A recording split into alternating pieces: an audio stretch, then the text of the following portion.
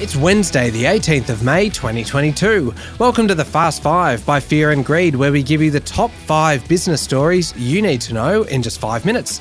I'm Michael Thompson, and good morning, Sean Amyler. Good morning, Michael. All right, Sean, 5 stories in 5 minutes. Let's jump into it. Story number 1 is really all about housing, and housing has become one of the biggest political debates in the run-up to the election on Saturday. Both parties now have policies to help affordability, but no matter what they do, Sean, the Reserve Bank is still the one holding the upper hand here. And yesterday, the central bank said that it had actually considered lifting rates by much more last week than the 0.25% increase that it handed down. Yes, the board minutes from the central bank show that rates will continue to rise, and in fact, they could have increased by 40 basis points, 0.40%, 2 weeks ago rather than 25 basis points. In the end, the board decided that 25 basis points would demonstrate that the bank was returning to normal operating procedures after the unusual pandemic period. What's that mean? Well, we're going to get a bunch of 25 basis point hikes in coming months. The minutes show that the economy was much stronger than the Reserve Bank had forecast, with inflation materially higher, upward pressure on wages and the labour market stronger. Importantly and significantly, the bank said that housing prices in Australia could also be more sensitive to rising interest rates than assumed. Sean, that leads us perfectly into story number 2, because ANZ has cut its outlook for housing price growth and actually expects prices to fall by 3% this year and 8% next year across the country. Yes, it's a reversal of a much more optimistic forecast that the bank held not that long ago, really. ANZ expects the cash rate to shift from its current level of 0.35% to 2.35% by the middle of next year. That's not a particularly aggressive forecast, so let's say that's about right. ANZ reckons that will hit home buyers and house prices hard. Not helping is plenty of supply on the market at the moment and limited affordability given the big price rises of last year. House prices, we know, are already on the way down in Sydney and Melbourne, the 2 largest markets. Even the hotspots of Brisbane and Adelaide are just coming off the boil a little bit.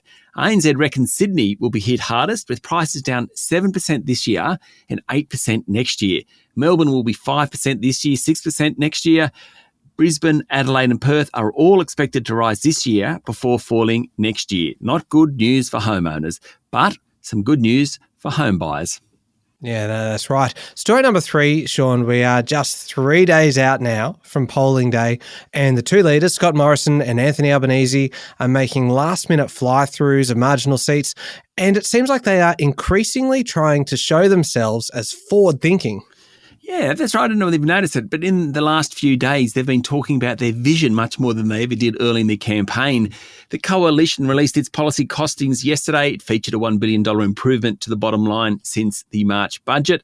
Mr Albanese came under pressure ahead of the release of budget costings tomorrow. That's the Labor budget costings. All day he was asked whether deficits would be higher under Labor. He didn't want to answer, and he got a little bit cranky by the end of the day on that one. The point of costings is that each party think they can look more responsible managing the economy if the deficit isn't bigger than the other person's. Also yesterday, former Prime Minister John Howard said the election was too hard to call, and he asked that small L Liberal voters, that's moderate Liberal voters, stick with the government. And former Liberal Foreign Minister Julie Bishop said voters are disillusioned just days out from the federal election, with neither major party pursuing big political ideas. All right, story number 4, Sean. It's not a bad time at all to be working at Microsoft, because the company plans to nearly double its budget for employee salary increases and boost the range of stock compensation that it gives some workers by at least 25%. It's not bad. Not bad at all. It's part of its effort to retain staff and help people cope with inflation. The move will mainly affect early to mid-career employees, the group said, according to Bloomberg.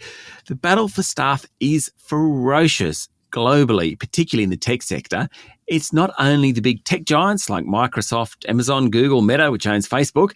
It's also all those startups out there. Still, anyone at Microsoft can be hoping for some good news.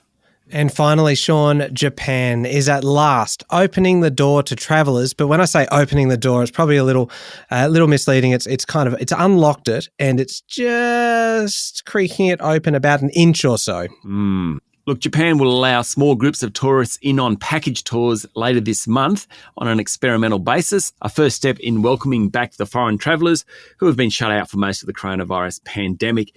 Travellers from the United States, Australia, Thailand and Singapore who have received 3 vaccination shots and have medical insurance will be allowed in as small groups on package tours. Groups will need preset itineraries and must be accompanied by Japan Tourism Agency staff. Just a little bit open, Michael, just a little bit. That's right, but it's still progress. There we go, the top 5 business stories in 5 minutes. Thank you, Sean. Thank you, Michael. It's Wednesday, the 18th of May, 2022. Remember to hit follow on the podcast, and if 5 minutes isn't enough, then you can find our longer daily show called Fear and Greed on your podcast platform. I'm Michael Thompson, and that was the Fast 5 by Fear and Greed. Have a great day.